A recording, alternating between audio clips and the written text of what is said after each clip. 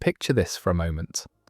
Right now, as you listen to these words, there's a very real possibility that 95% of the universe around you is made of something we've never seen, never touched, and frankly, have no idea what it actually is. We call it dark matter and dark energy, but those are really just fancy names for we have absolutely no clue. It's a bit like looking at your bank account and discovering that 95% of your money exists in some mysterious form you can't access or understand. Now here's the unsettling part. What if this isn't just a gap in our knowledge? What if it's a sign that our entire understanding of reality is built on foundations as solid as morning mist? Welcome to a journey through the cracks in our cosmic certainty, where we'll explore the possibility that everything we think we know about the universe might be fundamentally, beautifully, terrifyingly wrong. I'm here to walk with you through ideas that might shake the very ground beneath your understanding of existence, not to frighten you, but to invite you into wonder. Because sometimes the most profound peace comes from embracing the vastness of what we don't know. Before we begin, let me say this. This exploration is meant for contemplation and intellectual curiosity, not as a substitute for established science or personal guidance. We're here to wonder together, to question gently, and to find beauty in uncertainty. Take a deep breath for a moment and consider this. Every single thing you've ever learned about the cosmos, every fact that seemed solid and permanent, emerged from the observations and theories of beings who have existed for the tiniest fraction of cosmic time. We are creatures who have been seriously studying the universe for perhaps 400 years, trying to understand a cosmos that has been unfolding for nearly 14 billion. It's rather like spending 4 seconds examining a vast symphony and then declaring we understand the entire composition. The history of science reads like a series of beautiful humiliations. For over 1,000 years, the most brilliant minds on Earth were absolutely certain that the sun revolved around us. They had mathematics to prove it. They had observations that supported it. They had religious and philosophical frameworks that made it feel not just correct, but inevitable. The Ptolemaic system wasn't some primitive guess. It was a sophisticated model that could predict planetary positions with remarkable accuracy, and it was completely, fundamentally wrong about the basic structure of our solar system. This wasn't an isolated case of mistaken certainty. When Antoine Lavoisier proposed his oxygen theory of combustion in the late 1700s, he was challenging centuries of established science built around something called phlogiston theory. Scientists had constructed elaborate explanations for why things burned, all based on an invisible substance that, as it turns out, never existed at all. Imagine building your entire understanding of fire around something that was purely imaginary, and you'll begin to sense the vertigo that comes with realizing how wrong we can be while feeling absolutely right. As you listen to this, notice how your own mind might resist these ideas. There's something deeply unsettling about the suggestion that our current scientific worldview might be as quaint and mistaken as the notion that the Earth sits motionless at the center of creation. Yet this resistance itself might be worth examining. Are we so different from those medieval scholars who couldn't imagine that their cosmic certainties might be illusions? The mathematics worked. The observations seemed to fit. The theories felt complete until they didn't. Here's where our story takes a turn into territory so strange that it reads like the opening chapter of a cosmic mystery novel. Remember that 95% figure I mentioned? Let's sit with that for a moment, because it represents one of the most extraordinary admissions in the history of human knowledge. Modern cosmology tells us that everything we can see, touch, measure directly, everything that makes up stars and planets, and galaxies and you and me, accounts for roughly 5% of the universe. 5%. The remaining 95% consists of dark matter and dark energy, substances so mysterious that we've essentially named them after our ignorance of them. Dark matter earned its name not because it's actually dark, but because it doesn't interact with light in any way we can detect. It's invisible, intangible, yet supposedly makes up about 27% of everything that exists. We know it's there, or at least we think we do, because without it, galaxies shouldn't hold together the way they do. Stars at the edges of spiral galaxies rotate too fast for the amount of visible matter present. They should fly off into space like mud from a spinning wheel, but they don't. So we invented dark matter to make the mathematics work. Dark energy is even more mysterious. In 1998, astronomers studying distant supernovae made a discovery that nobody expected.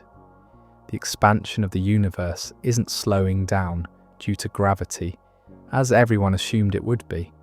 Instead, it's accelerating. Something is pushing space itself apart at an ever-increasing rate, and we have absolutely no idea what it is. We call it dark energy, and it supposedly comprises about 68% of everything that exists. Think about this for a moment. To maintain our current model of the universe, we've had to propose that the vast majority of reality consists of completely unknown substances and forces.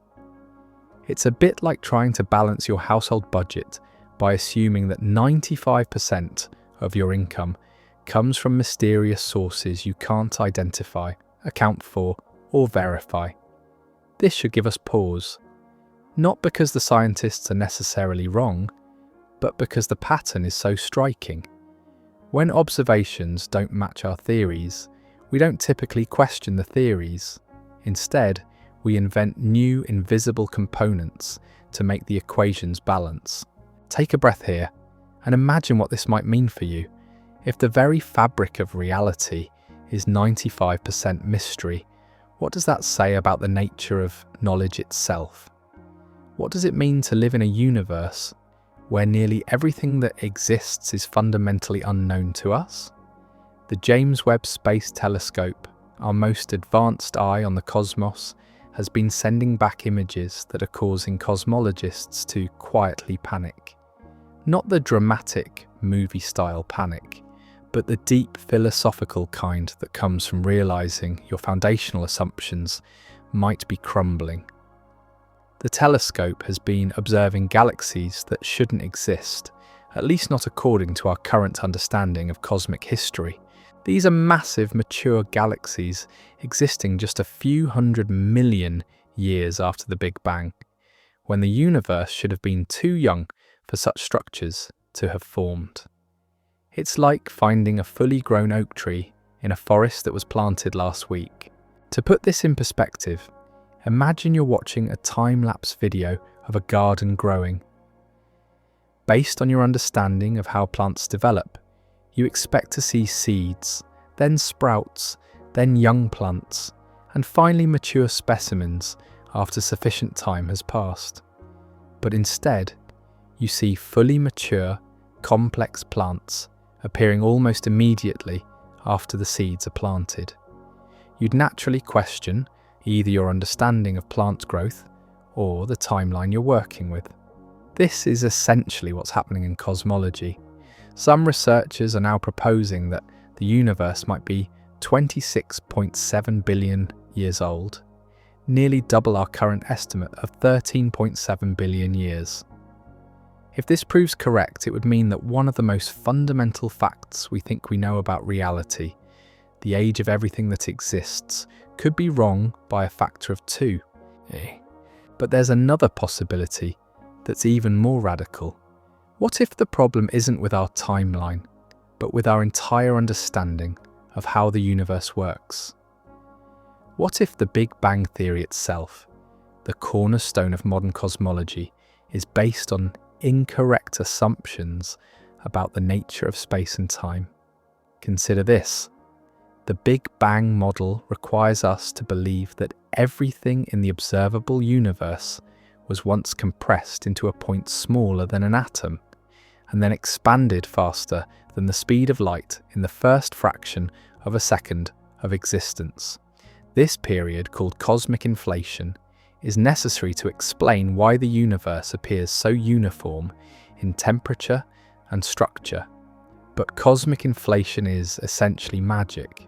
We have no direct evidence for it, no understanding of what could have caused it, and no mechanism to explain how it could have stopped.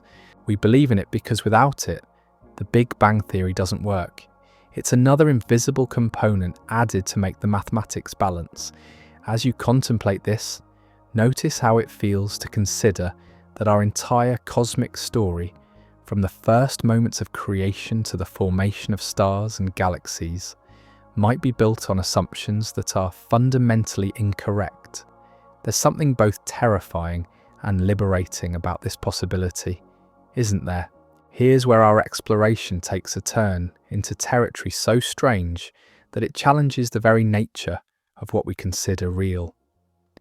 The deeper we dig into modern physics, the more we discover that the universe appears to operate according to mathematical principles so precise, so elegant, that some scientists have begun wondering if mathematics isn't just a tool we use to describe reality, but if reality itself might be mathematical in nature.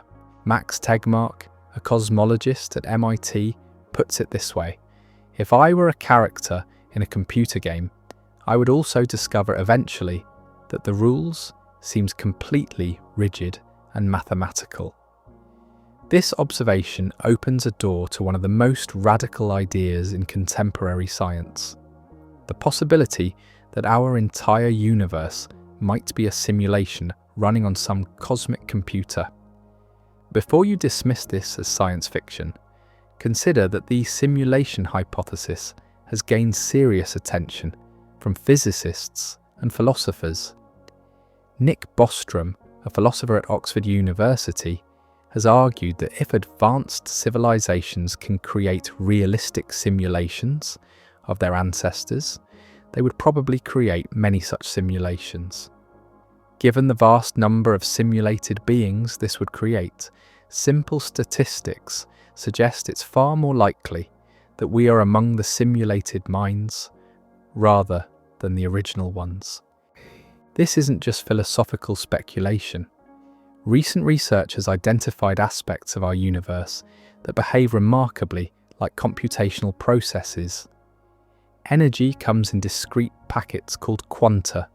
Much like digital information comes in bits. There appears to be a universal speed limit, the speed of light, which resembles the kind of processing constraints you might expect in a computed reality. Even space itself might be quantized at the smallest scales, suggesting a kind of cosmic pixelation. Some researchers have proposed that gravity, one of the four fundamental forces of nature, might not be a real force at all, but rather an emergent property of information processing. In this view, what we experience as gravitational attraction is actually the universe optimizing information flow, much like how compression algorithms in computer systems create apparent patterns and structures. The mathematical symmetries that physicists marvel at, the elegant equations that describe natural phenomena, the precise constants that allow matter and energy to exist in stable forms. All of these could be evidence of cosmic software running according to optimized algorithms. Take a moment to sit with this possibility. If the simulation hypothesis has any validity, it would mean that everything you experience, every star you see, every breath you take, every thought you think, is part of an incredibly sophisticated computational process. Your entire life, the entire history of Earth and humanity would be patterns of information being processed by some unimaginably advanced system. But here's the beautiful paradox. Even if we are living in a simulation, the experience remains real to us. The love you feel, the wonder you experience contemplating these ideas, the sunset you watched last week, these remain meaningful regardless of their ultimate to computational substrate. Reality, it seems, might be more about experience than about the underlying mechanisms that create that experience. Quantum mechanics, that strange realm of physics that governs the behavior of the smallest particles, presents us with perhaps the most mind-bending challenge to our understanding of reality. At its heart lies a principle so bizarre that even Einstein struggled to accept it. The act of observation appears to influence physical reality itself. This isn't just theoretical speculation. Researchers at the Weizmann Institute of Science have conducted carefully controlled experiments demonstrating that the more intently scientists observe quantum particles, the more those particles' behavior changes. It's as if reality exists in a state of potential until someone looks, at which point it crystallizes into definite form. The famous double-slit experiment illustrates this beautifully. When particles like electrons or photons are fired at a screen with two parallel slits, they create an interference pattern that can only be explained if each particle somehow passes through both slits simultaneously, like a wave. But the moment you set up detectors to observe which slit each particle passes through, the interference pattern disappears. The particles begin behaving like classical objects, each passing through one slit or the other. Stranger still, this behavior occurs even when the observation happens after the particle has already passed through the slits, but before it hits the screen. It's as if the universe retroactively decides how the particle should have behaved based on whether it will be observed. This suggests something profound about the nature of reality. It might not exist in definite form, independent of observation. Before measurement, particles appear to exist in what physicists call superposition, a state where they embody all possible outcomes simultaneously. Only when observed do they collapse into a single, definite state. As you consider this, notice how it challenges our most basic assumptions about the world. We typically assume that objects have definite properties, whether we observe them or not. A tree falling in an empty forest makes a sound, regardless of whether anyone hears it. But quantum mechanics suggests this intuition might be wrong at the most fundamental level. If observation plays such a crucial role in determining physical reality, what does this say about the relationship between consciousness and the universe? Some interpretations of quantum mechanics suggest that conscious observation is necessary for the collapse of quantum states, implying that mind and matter are far more intertwined than classical physics would suggest. This remains a deeply controversial and unproven idea in physics, but it opens fascinating questions about the nature of consciousness and its relationship to physical reality. If our observations help determine what becomes real, then we might be far more active participants in creating reality than passive observers of it. The implications ripple outward like stones thrown into still water. If consciousness plays a role in shaping physical reality, then every moment of awareness, every act of observation, every thought you think might be participating in the ongoing creation of the universe itself. There's a peculiar comfort that comes from contemplating infinity, even when it threatens to dissolve everything you thought you knew about uniqueness and meaning. According to some interpretations of modern cosmology, our universe might not be unique at all, but rather one bubble in an endless foam of realities, each with its own physical laws, its own version of history, its own you living slightly different lives. The multiverse hypothesis emerges naturally from cosmic inflation theory. If space can expand faster than light, as it supposedly did in the first moments after the Big Bang, then there's no reason this process should have stopped everywhere simultaneously. Instead, inflation might continue eternally, in some regions while ending in others, creating pocket universes like soap bubbles forming in an infinite cosmic bath. Each bubble would be causally disconnected from the others, meaning we could never communicate with or directly observe these parallel realities. Yet if the multiverse theory is correct, they would be every bit as real as our own universe, complete with their own galaxies, stars, planets, and perhaps even their own versions of conscious beings wondering about the nature of existence. Take a moment to breathe with this possibility. Somewhere in this infinite expanse, there might be a version of you who made different choices, who took that job offer you declined, who moved to that city you dreamed about, who spoke up in that moment when you remained silent, not metaphorically, but literally, as real as you are right now. The quantum mechanical interpretation, known as many worlds, takes this idea even further. Every time a quantum measurement occurs, instead of the wave function collapsing into a single outcome, the universe splits into multiple branches, each containing a different result. This branching happens continuously at every quantum event, creating an exponentially expanding tree of parallel realities. In this view, every possible quantum outcome that could happen does happen, just in different branches of the universal wave function. The version of you that's listening to these words is just one path through this infinite branching structure.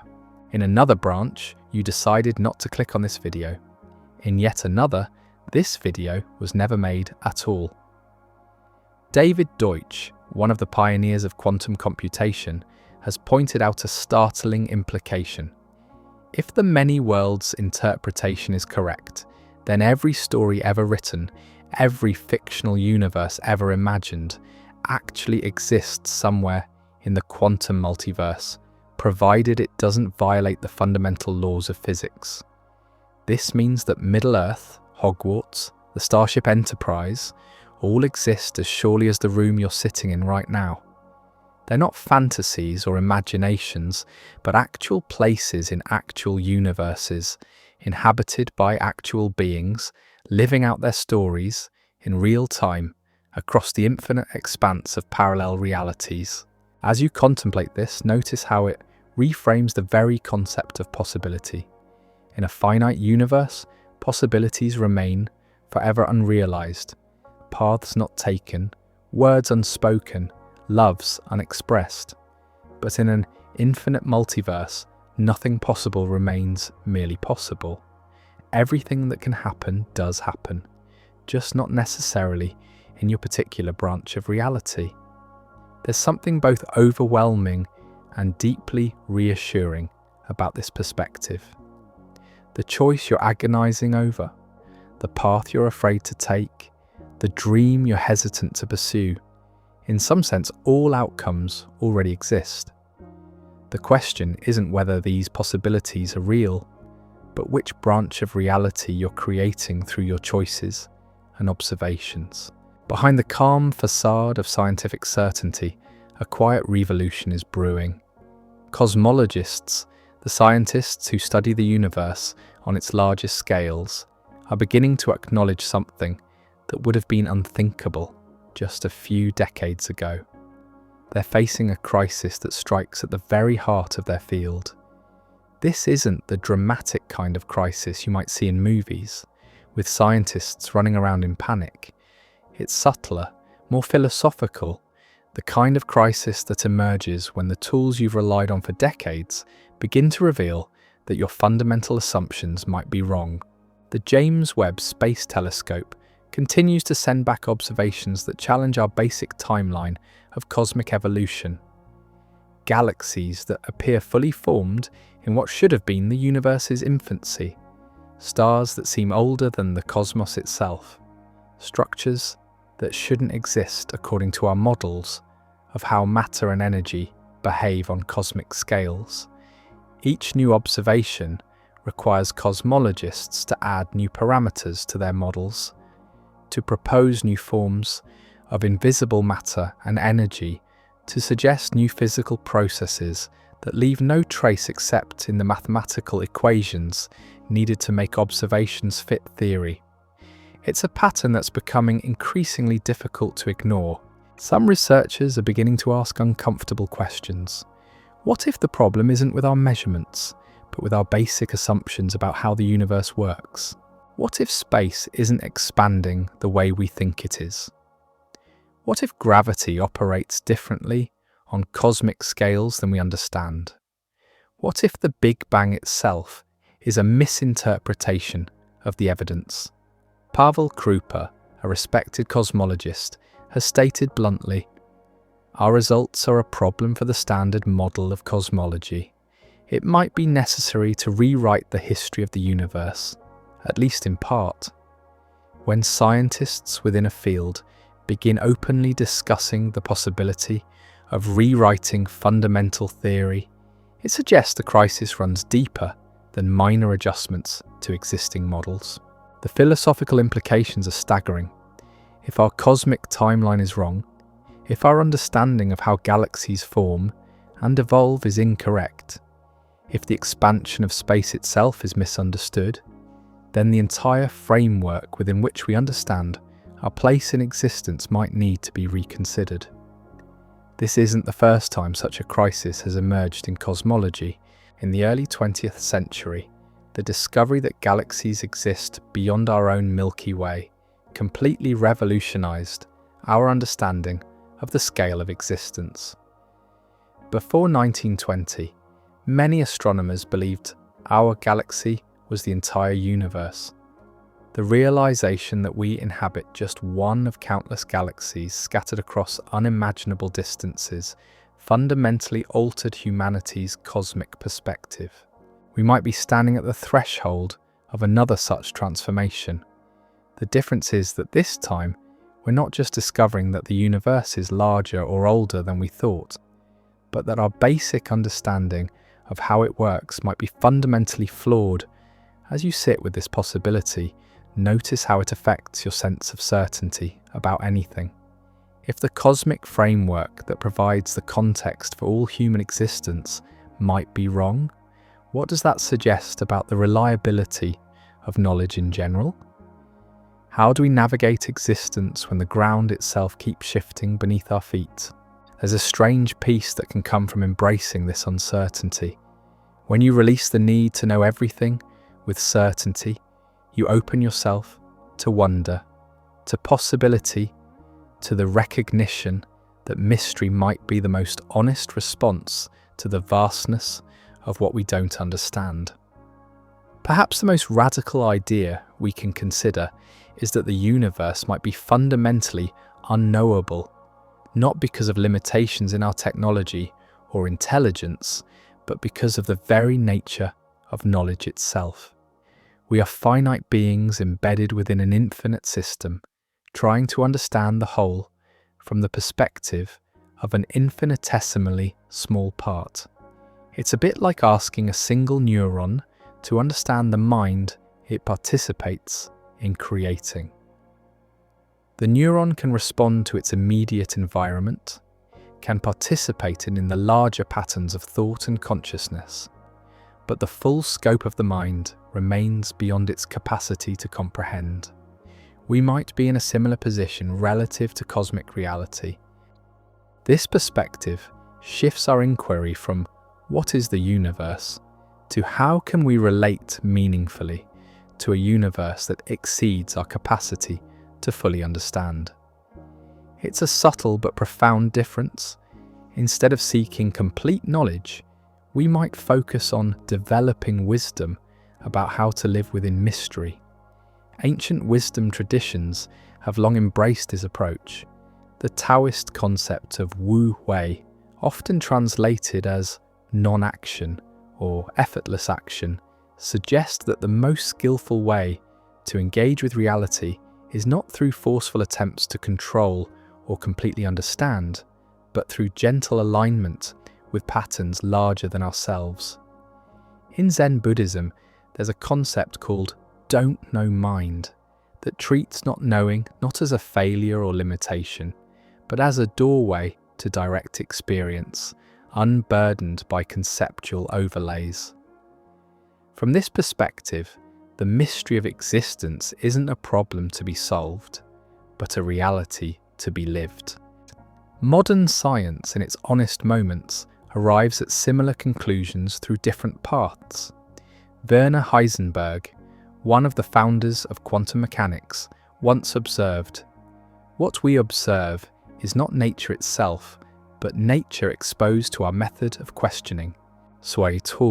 This suggests that our scientific knowledge might tell us more about the structure of human inquiry than about the ultimate nature of reality itself.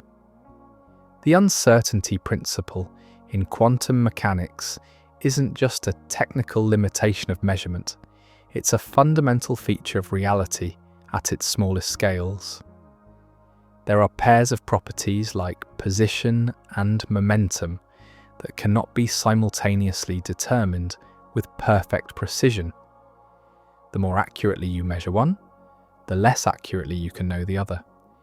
It's as if the universe itself resists complete knowledge, maintaining an essential element of mystery at its core. As you reflect on this, notice how it might change your relationship to uncertainty in your own life. Instead of treating not knowing as a problem to be solved as quickly as possible, what if you approached it as an invitation to remain open, curious, present to what might emerge? The questions that brought us together in this exploration, questions about the nature of reality, the reliability of knowledge, the possibility that everything we think we know might be wrong, these might be more valuable than any definitive answers we could discover. They keep us humble, keep us wondering, keep us engaged with the mystery of existence, rather than settling into the comfortable illusion of having figured it all out. There's a particular kind of peace that comes from releasing the need to have all the answers, from accepting that you are part of something far larger and more mysterious than you can comprehend, while still engaging wholeheartedly with a portion of reality that's available to your direct experience. So where does this leave us?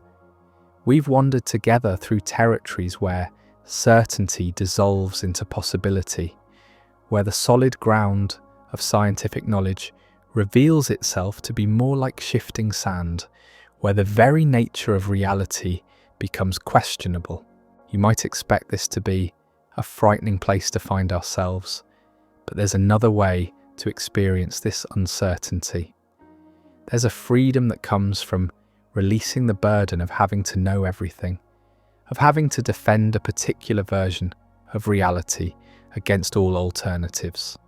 When you accept that your understanding of the universe might be fundamentally incomplete or even incorrect, you open space for wonder, for surprise, for the recognition that existence is far more mysterious and magnificent than any theory can capture. This doesn't mean abandoning reason or critical thinking. It means holding your conclusions lightly, remaining open to revision, approaching knowledge with both curiosity and humility. Science at its best has always embodied this spirit, treating theories as provisional maps rather than final destinations. The possibility that everything we know about the universe might be wrong isn't a catastrophe to be avoided, but an adventure to be embraced. It suggests that reality is far richer, stranger, and more wonderful than our current models can accommodate.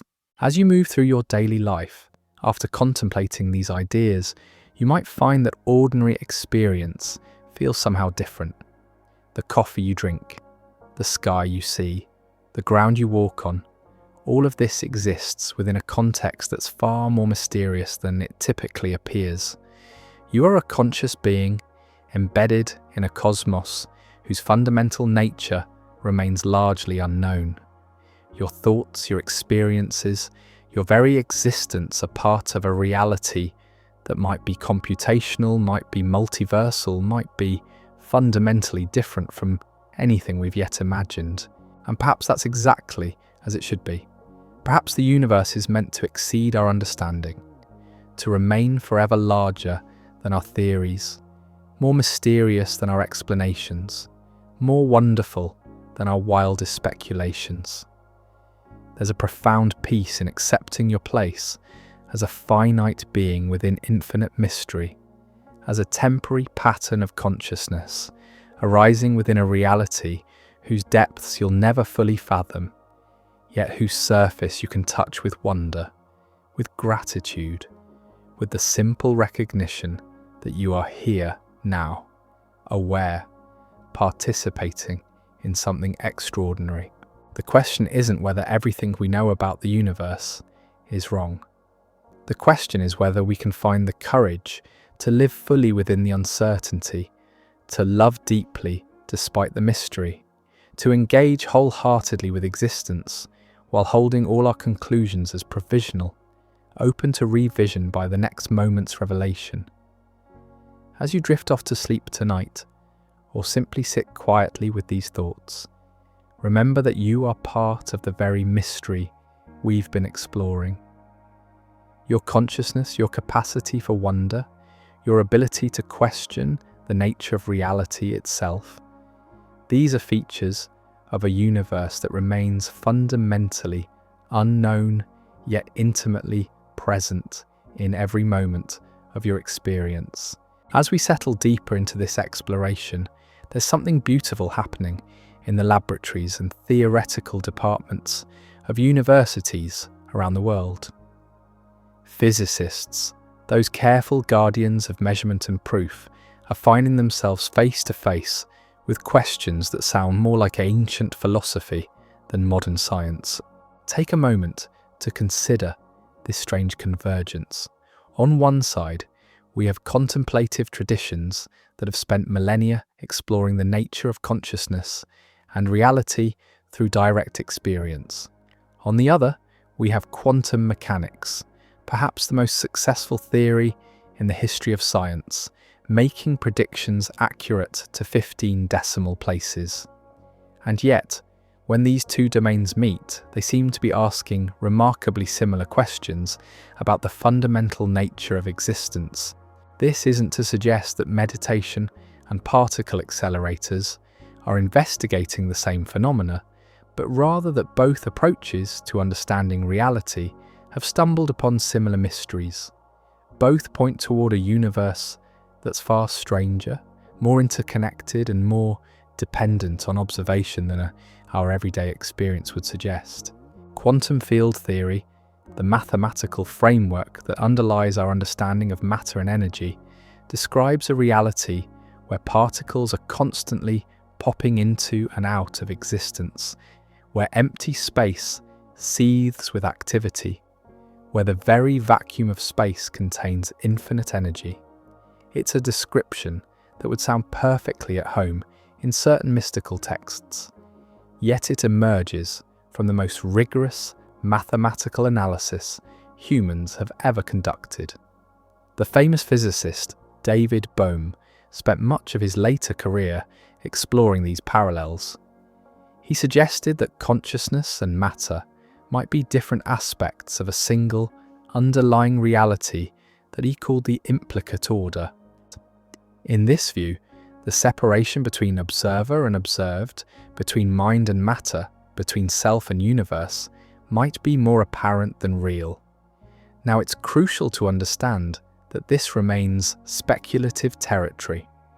There's no scientific consensus that consciousness directly influences quantum events, no proven mechanism by which your thoughts could collapse wave functions or alter physical reality. But the questions themselves, the fact that serious scientists find themselves contemplating the role of consciousness in physics, suggests we're touching something profound about the limits of purely materialistic explanations of existence. As you breathe with these ideas, notice how they might shift your sense of separation from the world around you. Not because you're literally quantum entangled with your coffee cup, but because the very framework we use to understand reality suggests a far more intimate connection between consciousness and cosmos than classical physics ever imagined. Here's where our journey takes perhaps its most mind-bending turn. Recent developments in theoretical physics have given birth to something called the holographic principle, an idea so radical that it challenges our most basic assumptions about the nature of space, time, and information itself. You've probably seen a hologram before, perhaps on a credit card or in a science museum. What makes holograms remarkable is that they store three-dimensional information on a two-dimensional surface. Cut a holographic image in half, and instead of getting half the picture, you get the whole image at lower resolution. The entire three-dimensional scene is somehow encoded in every part of the flat surface. The holographic principle suggests that our entire three-dimensional universe might work the same way. All the information that describes everything within a volume of space, every particle, every field, every event, might be encoded on the two-dimensional boundary that surrounds that space. Think about this slowly. According to some interpretations of string theory and black hole physics, you sitting in your three-dimensional room might be a projection from information stored on a distant two-dimensional surface. Your thoughts, your memories, your sense of existing in three-dimensional space, all of it might be patterns of information playing out on a cosmic screen you can never directly perceive. This isn't science fiction speculation. The holographic principle has been developed by some of the most brilliant theoretical physicists of our time, including Nobel laureate Gerard T. Hooft and string theorist Leonard Susskind. It emerges from serious attempts to reconcile quantum mechanics with gravity, to understand what happens to information when it falls into a black hole. The implications ripple outward, like stones thrown into still water. If the holographic principle is correct, then the three-dimensional space you experience might be emergent, arising from more fundamental processes occurring in fewer dimensions. Reality, as you know it, might be a kind of cosmic shadow, cast by information patterns you can never directly access. But here's what's beautiful about this possibility. Even if you are a holographic projection, the experience remains completely real to you.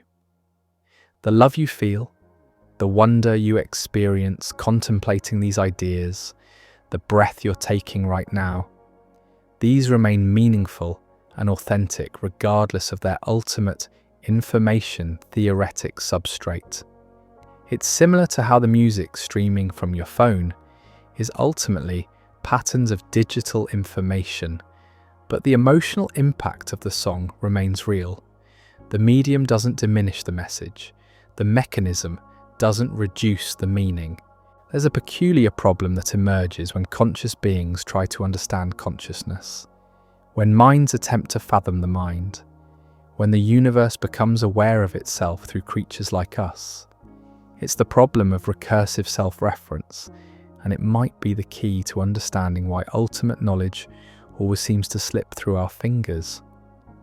Imagine trying to create a complete map of the territory that includes the map itself. You'd need to show where the map is located, which means drawing a smaller map within the map, which would need its own location shown, requiring an even smaller map, and so on into infinite regression.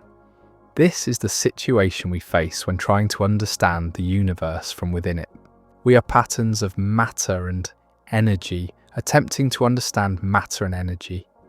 We are information processing systems trying to understand information processing. We are the universe's way of studying itself, but we can never step outside the system we're trying to comprehend. The mathematician Kurt Gödel proved something similar about mathematical systems. He showed that any system complex enough to do arithmetic cannot prove its own consistency from within itself. There are always true statements that cannot be proven within the system, always aspects of the system that remain beyond its own capacity for self-understanding. This might explain why every scientific paradigm eventually encounters phenomena it cannot explain, why every theory of everything seems to leave something out, why the deeper we dig into the foundations of reality, the more mysterious they become, rather than less. As you contemplate this, notice how it might change your relationship to not knowing. Instead of treating ignorance as a temporary inconvenience to be eliminated by more research, what if uncertainty is built into the very structure of any attempt by part of the universe to understand the whole? This doesn't lead to despair or relativism, but to a kind of humble wonder. You are the cosmos attempting to know itself, knowing that the attempt itself is both necessary and necessarily incomplete. You are reality becoming conscious of reality, aware that consciousness always exceeds any attempt to fully map its own territory. Time might be the most familiar mystery in existence. You live within it, experience it flowing from past through present into future. Yet the more carefully scientists examine it, the stranger it becomes.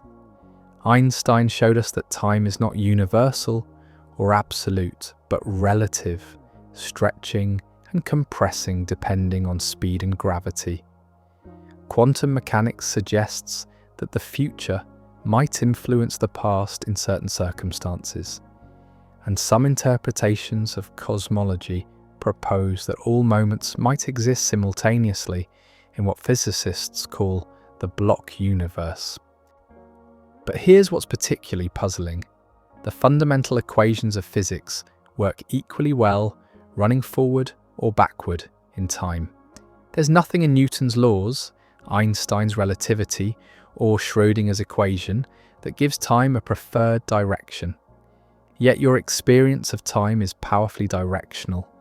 You remember the past, not the future. Eggs spontaneously break, but never spontaneously reassemble. The universe appears to be running from order toward disorder, from low entropy to high entropy. This arrow of time emerges from statistics, from the overwhelming probability that isolated systems will evolve toward more random states. But this creates a deep puzzle about the relationship between the objective description of reality provided by physics and the subjective experience of reality provided by consciousness. Your experience of now, this very moment as you listen to these words, has no clear counterpart in the equations of physics. The present moment is somehow too thin to capture mathematically, yet it's the only temporal location where you actually exist. The past is memory, the future is anticipation, but experience happens in an eternally moving boundary between what was and what might be. Some philosophers and physicists have suggested that consciousness might be what creates the flow of time, that the subjective experience of temporal passage is fundamental rather than emergent. Others propose that time itself might be an illusion, a byproduct of consciousness rather than a basic feature of reality. These remain deeply speculative ideas far from scientific consensus, but they point towards something profound about the relationship between mind and cosmos. If time is somehow connected to consciousness, then your experience of this moment might be participating in the fundamental structure of reality in ways that purely physical descriptions cannot capture. As you sit with this possibility, Notice the quality of this present moment. Feel how it seems to emerge from the past and dissolve into the future, yet also feel somehow eternal, complete in itself. You are not just in time. You might be one of the ways time manifests in the universe. Here's a question that has puzzled philosophers and scientists for millennia. Why does anything exist at all? Why is there something rather than nothing? It's a question so fundamental that it seems to undermine its own possibility of being answered, because any answer must presuppose the existence of the very thing it's trying to explain. Modern cosmology offers us the Big Bang theory, but that only pushes the question back one step. What caused the Big Bang? If it emerged from quantum fluctuations in a primordial vacuum, where did the vacuum come from?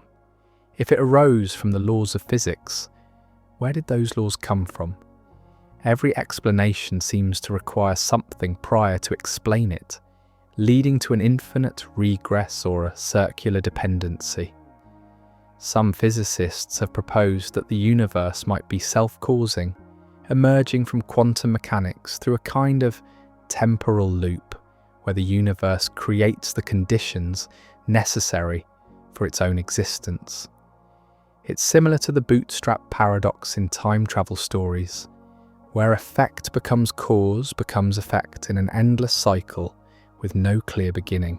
Stephen Hawking suggested that asking what came before the Big Bang might be like asking what's north of the North Pole, a category error that assumes time extends infinitely into the past when it might have had a beginning.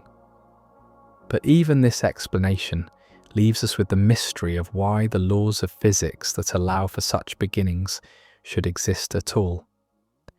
The philosopher Leibniz called this the principle of sufficient reason, the idea that everything that exists must have an explanation for why it exists.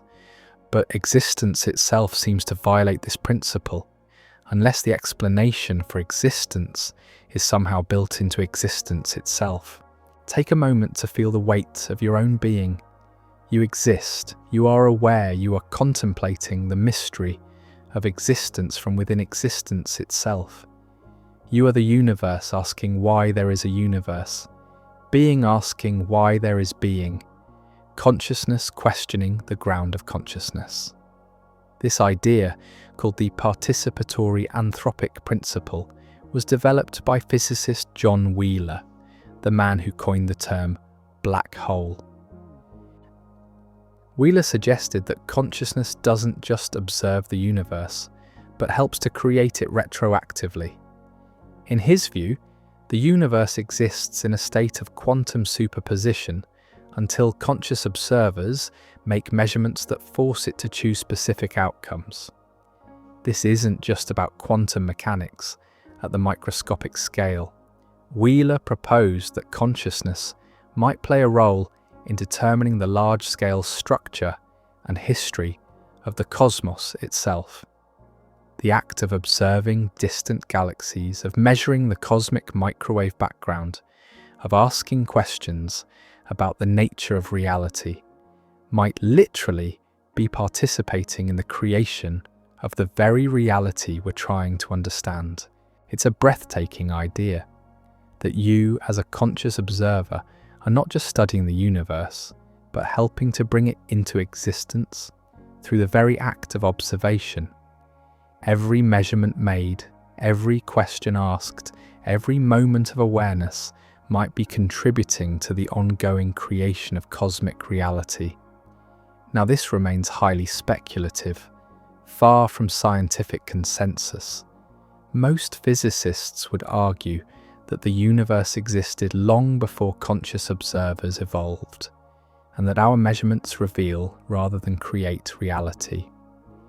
But Wheeler's ideas point towards something profound about the relationship between consciousness and cosmos that deserves contemplation. Even if consciousness doesn't literally create physical reality, there's still a sense in which your awareness participates in the universe's ongoing self-discovery. Through your consciousness, the cosmos becomes aware of itself. Through your questions, reality examines its own nature. Through your wonder, existence experiences its own mystery. As you breathe with this possibility, feel yourself not as a separate observer looking at an external universe, but as the universe looking at itself through your eyes, thinking about itself through your thoughts, experiencing itself through your awareness. As we drift deeper into this contemplation, there's a curious pattern emerging in the most advanced areas of physics and computer science. Information, that seemingly abstract concept we usually associate with books and hard drives, is beginning to look like it might be the most fundamental ingredient of reality itself. John Wheeler, the physicist who gave us the term black hole, spent his later years developing what he called the it from bit hypothesis. The idea is beautifully simple and radically unsettling. Everything we think of as physical reality, every particle, every force, every property of matter and energy, might ultimately arise from binary choices, from simple yes or no answers to questions posed by the universe to itself. Picture reality as an enormous question and answer session that's been running for nearly 14 billion years. Each quantum measurement is like the cosmos asking itself a question. Is this particle here or there? Does this electron spin up or down? Will this photon pass through this barrier or not? And with each answer, with each bit of information generated, reality becomes slightly more defined, slightly more concrete. This perspective transforms how we might understand everything around you right now. The chair you're sitting in, the air you're breathing, the device playing these words, all of it might be patterns of information that have accumulated over cosmic time through countless quantum questions and answers. Not metaphorically, but literally, information might be the deepest layer of what we call physical reality. Recent research in quantum gravity has pushed this idea even further.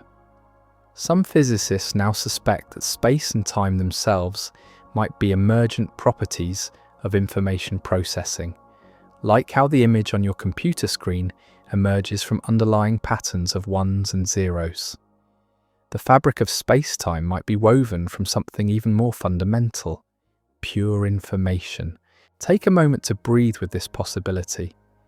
As you sit there, you might not just be in space and time, you might be a complex pattern of information that has learned to experience itself as existing in space and time. Your thoughts, your memories, your sense of being a continuous self through time.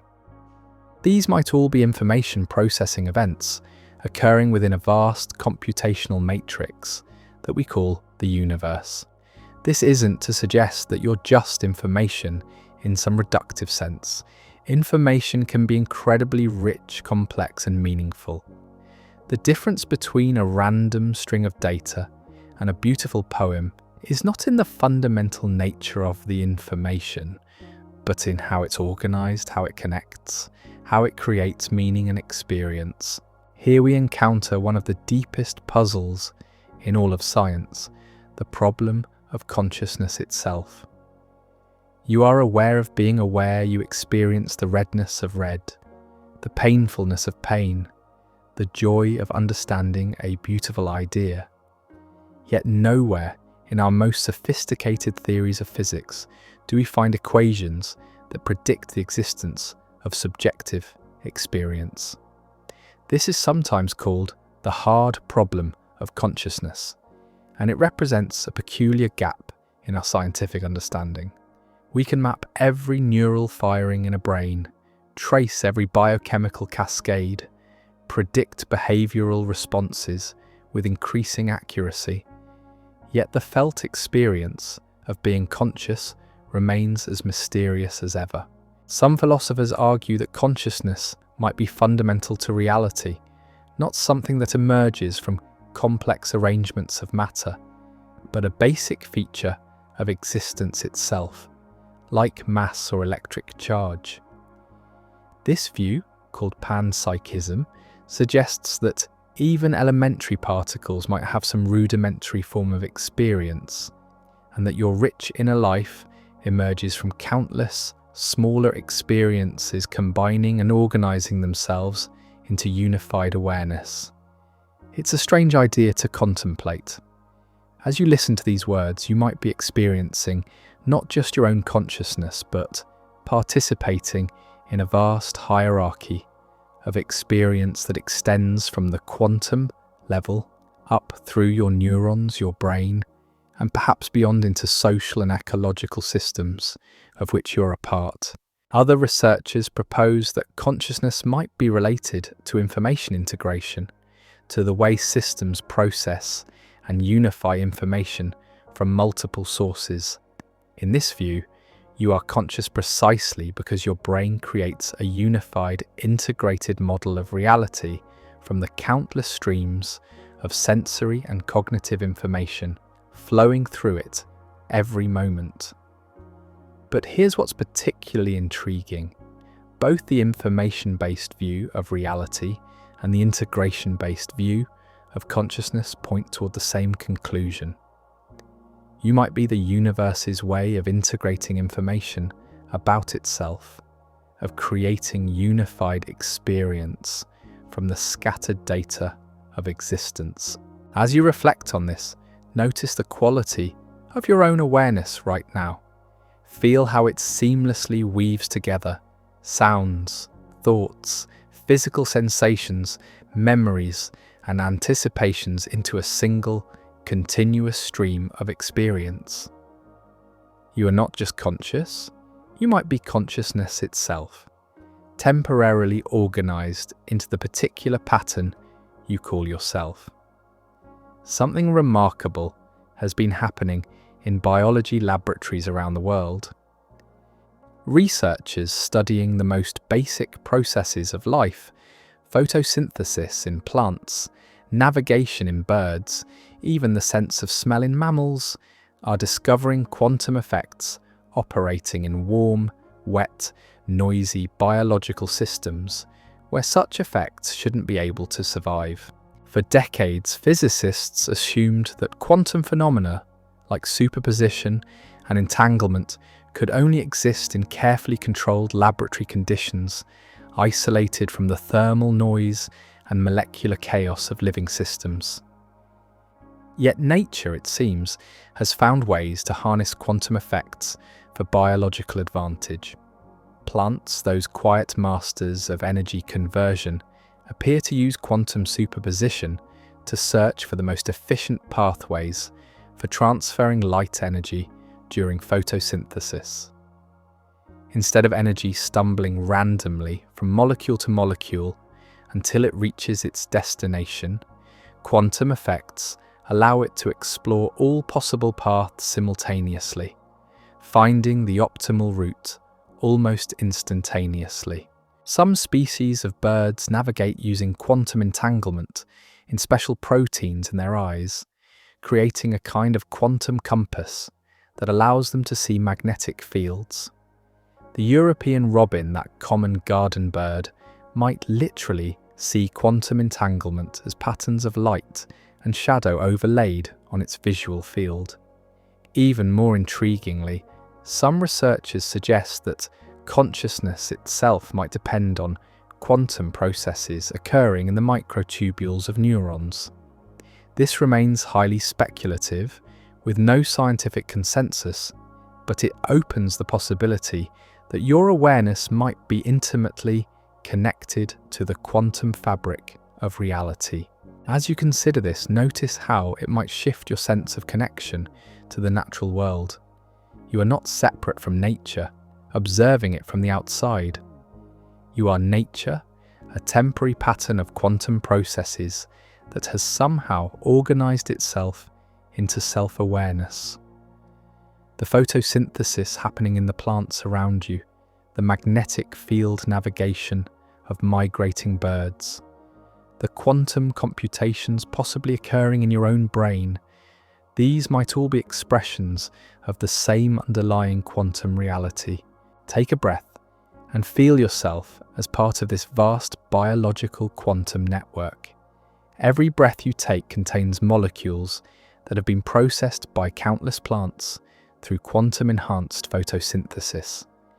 Every thought you think might involve quantum processes that connect you, however subtly, to the deeper structures of reality. Here's a puzzle that bridges quantum mechanics and the meaning of existence itself. In quantum theory, measurement collapses probability waves into definite outcomes. But what counts as a measurement? Does it require a conscious observer, a recording device, any interaction with the environment? This question becomes particularly poignant when we consider that you, as a conscious being, are constantly making observations, constantly collapsing quantum possibilities into classical realities through the simple act of being aware. Every moment of perception might be participating in the ongoing creation of the definite world from the quantum realm of possibilities. Some interpretations suggest that consciousness plays a special role in quantum measurement, though this remains controversial and unproven. But even if consciousness doesn't directly collapse wave functions, there's still something remarkable about your position as an aware being in a quantum universe. You exist at the boundary between the quantum and classical worlds. Your neurons operate through classical electrical and chemical processes, yet these processes depend on quantum mechanics at the molecular level. Your awareness integrates quantum-derived information into classical experience, creating the stable, continuous sense of self and world that allows you to function in daily life. In a sense, you are a measurement device that has become conscious of itself. You are the universe's way of observing itself, of collapsing the infinite possibilities of quantum reality into the specific, particular experience of being you. Here, now, aware of these ideas. This doesn't make you cosmically important in some grandiose sense, but it does suggest that your existence might be more intimately woven into the fabric of reality than purely materialistic worldviews would suggest. You are not just in the universe. You might be one of the ways the universe knows itself. As you sit with this possibility, feel how your awareness right now is creating a particular version of reality from the countless possibilities that quantum mechanics suggests are always present. Not through any mystical power, but simply through the natural process of being conscious, of integrating quantum-level information into classical-level experience. We find ourselves in a strange loop. We are patterns of information trying to understand information. We are conscious beings investigating consciousness. We are the universe attempting to comprehend itself. This recursive quality might be more than just a philosophical curiosity. It might be the key to understanding why reality seems so mysteriously self-referential. Consider the strange loops that appear throughout physics and mathematics. Gödel's incompleteness theorems show that mathematical systems cannot prove their own consistency. The measurement problem in quantum mechanics arises because the measuring apparatus is made of the same quantum stuff it's trying to measure. The hard problem of consciousness emerges because consciousness is trying to explain consciousness. Perhaps these aren't bugs in our understanding, but features of reality itself.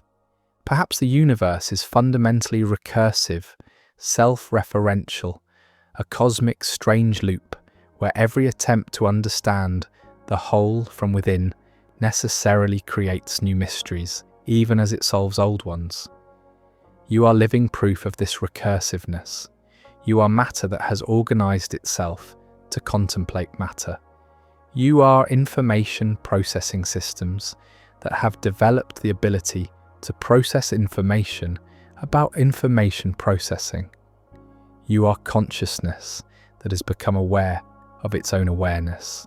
This recursive quality might explain why the deeper we look into reality, the more mysterious it becomes rather than less. Every answer generates new questions.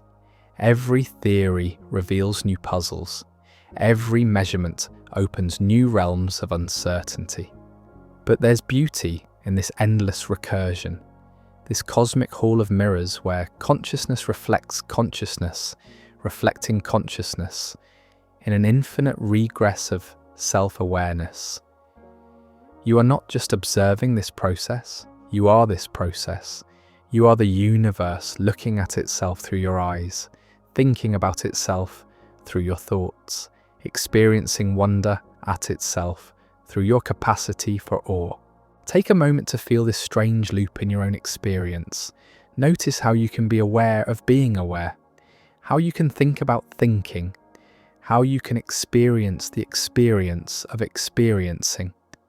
You are both the observer and the observed, both the question and part of the answer, both the mystery and its ongoing exploration. The possibility that everything we know about the universe might be wrong is not a cause for despair, but for celebration. It means reality is far richer than our current understanding suggests. It means there are discoveries yet to be made, mysteries yet to be explored, ways of understanding yet to be developed. You are living at a remarkable moment in the history of consciousness. Never before have humans known so much about the universe, yet never before have we been so aware of how much we don't know. We stand at the intersection of knowledge and mystery, of understanding and wonder, of certainty and infinite possibility. As you continue through your days after our time together, carry with you this sense of living at the edge of the known world. Let the ordinary moments, the familiar experiences, the everyday encounters remind you that you exist within a reality whose depths remain largely mysterious yet intimately present in every breath, every heartbeat, every moment of awareness. The universe has spent nearly 14 billion years evolving the capacity to contemplate itself through beings like you. Your consciousness, your questions, your capacity for wonder. These are not accidents but achievements, ways the cosmos has developed to experience and understand its own nature. As you settle deeper into this contemplation, there's something quietly revolutionary happening in the most unexpected places.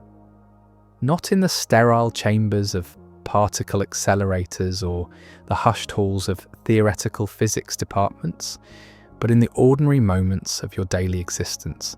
You, sitting here right now, might be participating in the most sophisticated experiment the universe has ever conducted, an ongoing investigation into the nature of consciousness, reality, and the mysterious relationship between them. Every moment of your awareness represents a convergence of incomprehensible complexity. The neurons firing in your brain as you process these words involve quantum mechanical processes at the molecular level, yet somehow give rise to the unified, continuous experience you call your thoughts. The light reaching your eyes from your screen has travelled through quantum fields, carrying information that your visual system translates into meaning through processes we're only beginning to understand. This isn't metaphorical. You are literally a walking, thinking intersection of quantum mechanics and classical physics, of information and experience, of matter and mind. The boundary between these domains runs right through the middle of your existence. Yet somehow you experience yourself as a unified whole, rather than a collection of competing physical processes. Take a moment to notice the quality of this present experience. As you breathe, your lungs are processing oxygen molecules that have been quantum mechanically active for billions of years, passing through countless other living systems, carrying with them the history of stellar nucleosynthesis and planetary formation. Yet all of this cosmic complexity resolves into something as simple and immediate as the sensation of breathing. Recent research in bioengineering has begun to reveal that living systems might be far more sophisticated quantum information processors than we ever imagined. The photosynthetic machinery in plants operates with an efficiency that approaches theoretical limits, suggesting that evolution has discovered quantum computational strategies that our best engineers are still trying to understand. But here's what's particularly intriguing about your position as a conscious being in this quantum biological world. You might be the first type of system in the known universe that can contemplate its own quantum nature. Plants harness quantum effects for energy conversion, but they presumably don't wonder about the philosophical implications. Birds navigate using quantum processes, but they likely don't question the nature of reality itself. You, however, exist at a unique intersection. You are a quantum biological system that has evolved the capacity to think about quantum biology. You are information processing that has become curious about information processing. You are the universe's way of studying itself, not just through external observation, but through direct first-person investigation of what it's like to be a conscious part of the cosmic system. There's a concept in science called emergence that might hold a key to understanding how consciousness arises from quantum processes, how meaning emerges from information, how the rich complexity of your inner life springs from the seemingly simple interactions of matter and energy. Emergence describes how complex systems can exhibit properties and behaviors that cannot be predicted from understanding their individual components.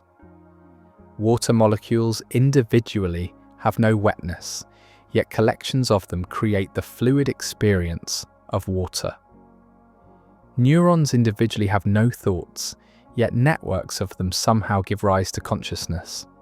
Quantum particles individually follow probabilistic rules, yet collections of them create the apparently deterministic world of everyday experience. Your existence represents emergence at perhaps its most remarkable level. You are built from atoms that formed in the hearts of dying stars, yet you experience love, wonder, and the capacity to contemplate the cosmos that created you. You are made of quantum fields governed by mathematical equations, yet you write poetry, laugh at jokes, and feel the bittersweet beauty of sunset. This emergence isn't magical or supernatural, but it is mysterious in the deepest sense. We can map the processes, trace the pathways, measure the interactions, yet the gap between quantum mechanical description and conscious experience remains one of the most profound puzzles in all of science. Some researchers suggest that consciousness might be an emergent property of information integration, arising when systems become sufficiently complex at processing and unifying different streams of data. In this view, you are conscious because your brain creates a unified model of reality from countless disparate sources of information, both internal and external.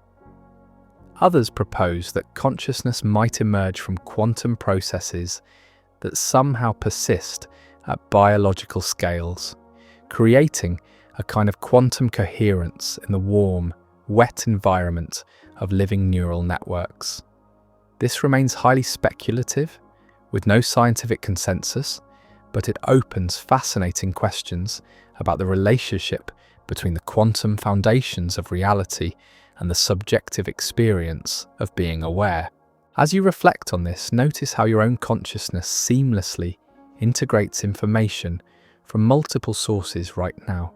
The words you're hearing, the physical sensations in your body, the memories these ideas trigger, the emotions they evoke, the thoughts they inspire, all of this flows together into a single, unified stream of experience that you recognize as your awareness.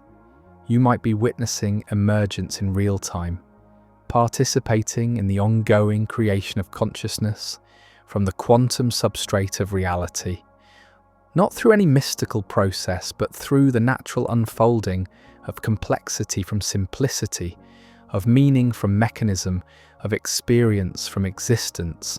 We find ourselves approaching what might be the deepest question of all, one that touches the very foundation of knowledge, meaning, and existence itself.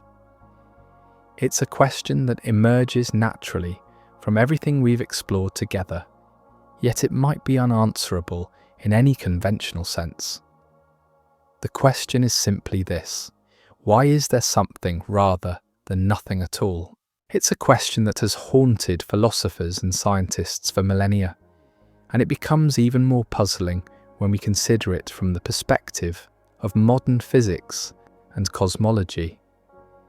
The universe appears to have emerged from something like nothing in the Big Bang, yet the nothing it emerged from was apparently pregnant with the laws of physics, the constants of nature, the mathematical structures that govern quantum mechanics and relativity. Some physicists have proposed that the universe might be self-creating, emerging from quantum fluctuations in a way that retroactively creates the conditions necessary for its own existence. It's a kind of bootstrap paradox, where effect becomes cause becomes effect in an endless loop with no clear beginning or end. Others suggest that our question itself might be based on false assumptions. Perhaps existence is the natural state of affairs, and non-existence is what would require explanation. Perhaps asking why there is something rather than nothing is like asking why there are numbers rather than no numbers, a category error that assumes the question makes sense when it might not. But here's what's remarkable about your position in this cosmic puzzle. You are not just wondering about existence, you are existence wondering about itself. You are questioning being, consciousness examining consciousness, the universe contemplating its own nature through the temporary pattern of awareness you call yourself. Take a breath here and feel the weight of your own existence. You are undeniably here, aware, participating in the ongoing mystery of reality. Whatever the ultimate answer to why anything exists at all, you are part of that answer. Your consciousness, your questions, your capacity for wonder.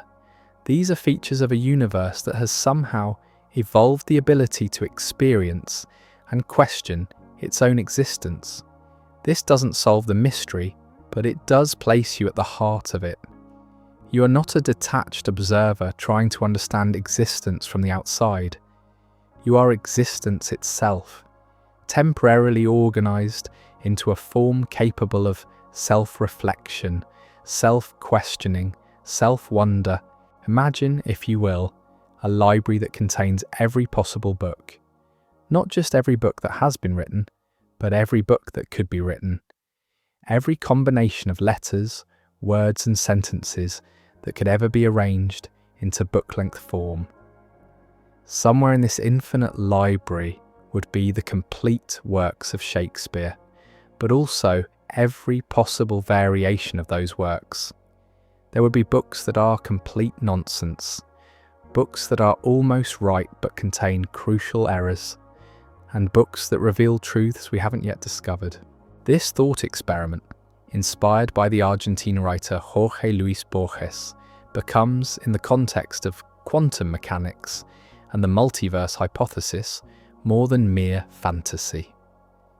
If the many worlds interpretation of quantum mechanics is correct, then every quantum measurement splits reality into multiple branches, each containing different outcomes. In such a scenario, there might be infinite versions of reality playing out simultaneously, each as real as the others. Somewhere in this quantum multiverse might be versions of Earth where different choices were made, different discoveries occurred, different understandings of reality emerged. There might be worlds where the fundamental constants of physics are slightly different, where consciousness evolved along different pathways, where the relationship between mind and matter took entirely different forms. This remains highly speculative, with no scientific consensus on the reality of parallel worlds. But the mathematical formalism of quantum mechanics does seem to point towards something like this infinite branching structure of possibility. And if such a multiverse exists, it raises profound questions about the nature of uniqueness, meaning, and identity. As you contemplate this possibility, notice how it might shift your relationship to the choices you make, the thoughts you think, the experiences you have. In an infinite multiverse, every possible version of your life might be playing out somewhere. There might be versions of you who made different decisions, who discovered different truths, who developed different understandings of reality itself. But here's what remains constant across all possible versions: the fact of experience itself, the reality of consciousness, the capacity for awareness to arise from the quantum substrate of reality. Whatever else might vary across parallel worlds, the fundamental mystery of consciousness emerging from quantum processes would remain the same. You are reading from the infinite library right now, exploring ideas that represent one possible path through the space of all possible thoughts. And in doing so, you might be participating in the universe's ongoing exploration of its own infinite potential for self-understanding. There's a beautiful harmony that emerges when we step back and observe how reality organizes itself across different scales of existence. From the quantum foam of virtual particles at the smallest scales to the vast cosmic web of galaxies at the largest, the universe displays patterns of organization that repeat and resonate across unimaginable ranges of size and complexity. At the quantum scale, particles exist in superposition, experiencing all possible states simultaneously until measurement forces them to choose. At the atomic scale, these quantum possibilities organize into the stable structures we call atoms, with electrons occupying probability clouds around nuclei. At the molecular scale, atoms combine in precise arrangements that give rise to the chemistry of life. Moving up through biological scales, molecules organize into cells, cells into tissues, tissues into organs, organs into organisms like yourself. Yet you are not just a collection of parts, but an integrated whole that experiences itself as a unified conscious being. The quantum processes at your smallest scales somehow give rise to the classical experience of being aware, thinking, feeling, wondering, and the patterns continue upward. You exist within social systems, ecological networks, planetary processes, stellar evolution, galactic dynamics, and cosmic structures that stretch across billions of light years. Each level of organization exhibits its own properties and behaviors, yet all are interconnected in ways we're only beginning to understand. What's particularly remarkable is how information and complexity flow between these scales. Quantum information, processing at molecular scales, influences cellular behavior. Cellular activity shapes neural networks. Neural networks give rise to consciousness. Consciousness creates culture, technology, and scientific understanding. And through science, consciousness begins to understand the quantum processes from which it emerged. Take a moment to feel yourself as part of this multi-scale symphony.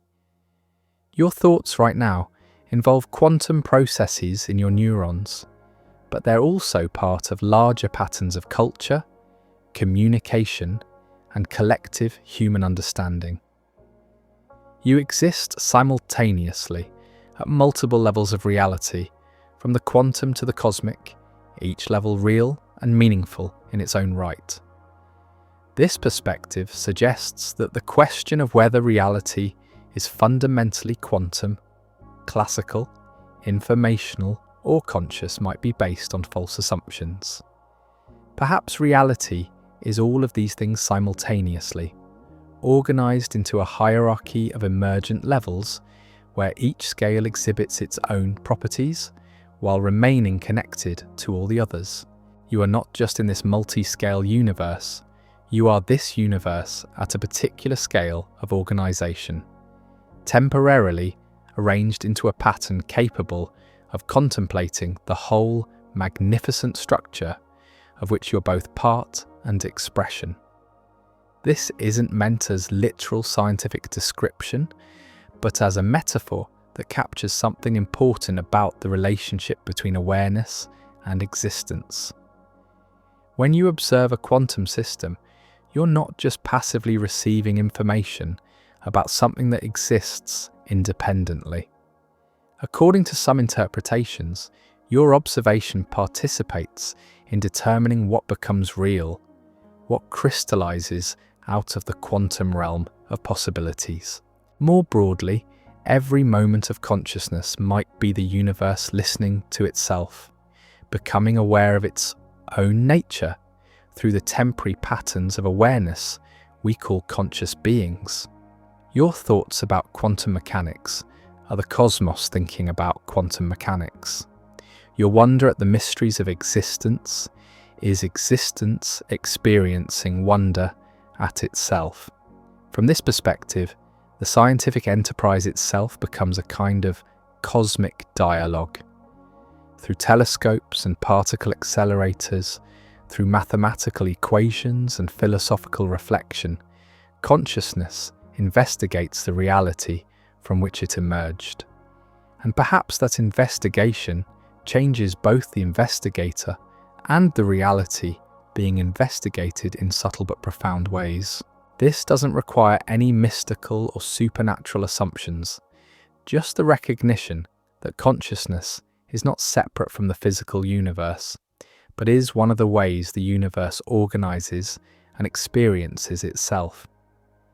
You are not a detached observer studying an external reality. You are reality studying itself through the particular lens of your awareness. As you breathe with this possibility, notice how it might shift your sense of isolation or separation. You are not alone in an indifferent cosmos. You are the cosmos becoming aware of itself, questioning itself, wondering about itself through your individual consciousness.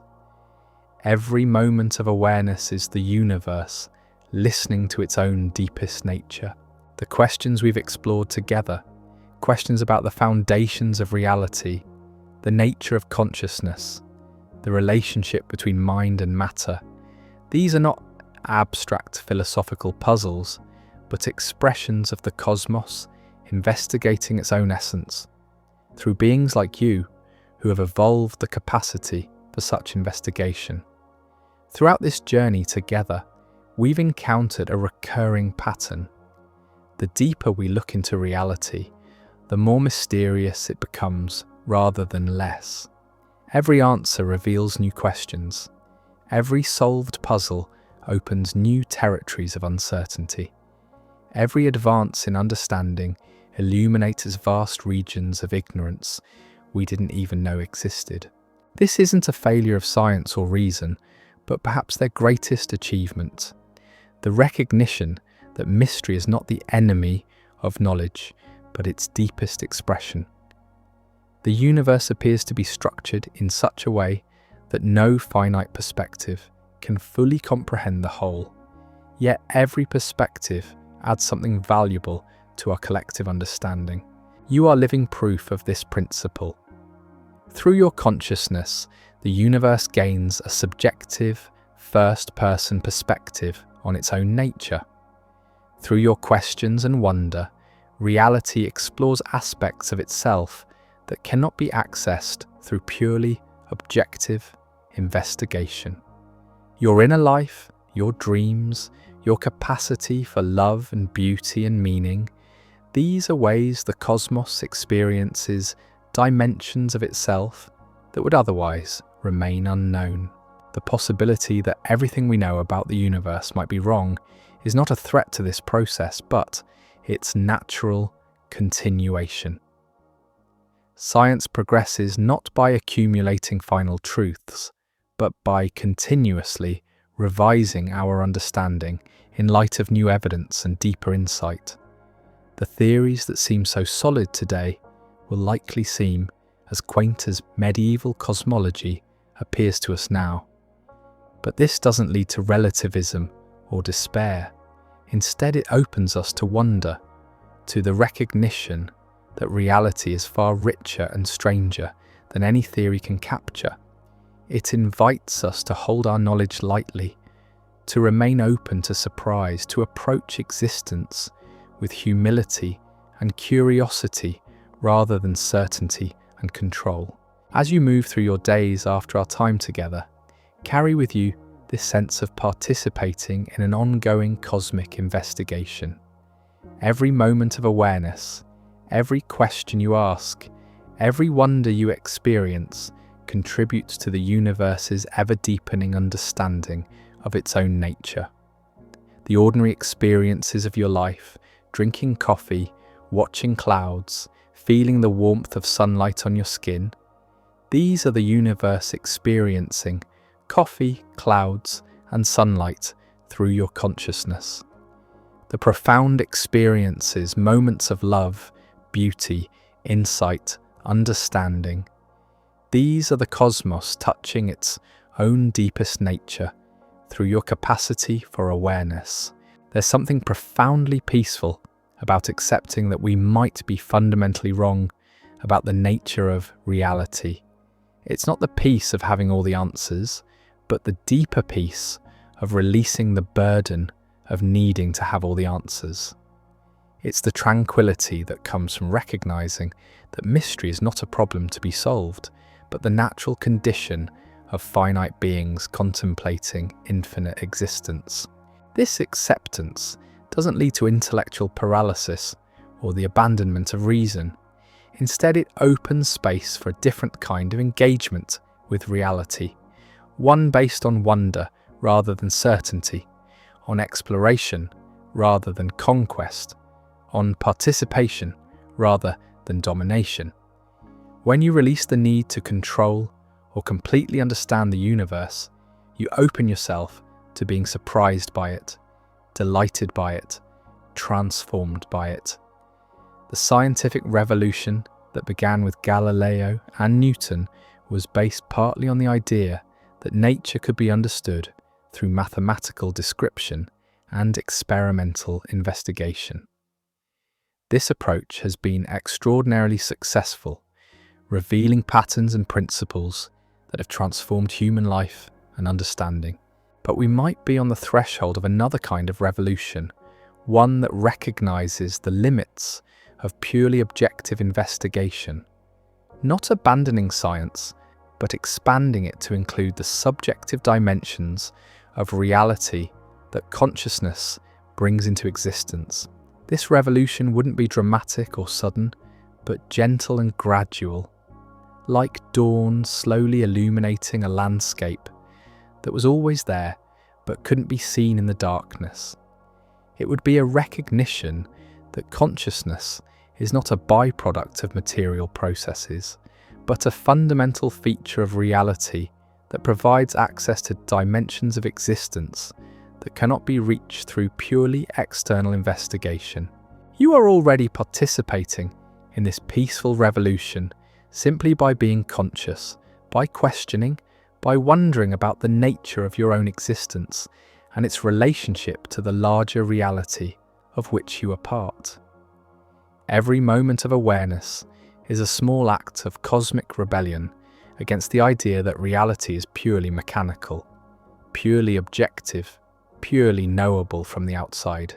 Take a moment to feel yourself as part of this quiet transformation in human understanding. Not through any dramatic action, but through the simple recognition that your consciousness provides a window into aspects of reality that cannot be accessed any other way. Your inner life, your capacity for experience, your ability to contemplate these very ideas, these are not accidents but expressions of the universe's fundamental nature. The peace that comes from embracing mystery is not passive or resigned, but actively engaged with the ongoing process of cosmic self-discovery. You don't need to solve the ultimate mysteries to participate meaningfully in them. You just need to remain open, curious, and aware of the extraordinary fact that you exist at all in a reality that continues to exceed every attempt to fully understand it. In the quiet laboratories scattered across our planet, something extraordinary is happening. Researchers studying the most fundamental aspects of reality are discovering that the universe might operate more like a symphony than a machine, with information flowing between scales of existence in ways that challenge everything we thought we knew about the relationship between the very small and the incomprehensibly vast. Consider for a moment the humble act of reading these words. Light photons, quantum entities that have existed in superposition until this very instant, are collapsing their wave functions as they strike your retina. These quantum events trigger cascades of neural activity that somehow transform into the experience you call understanding.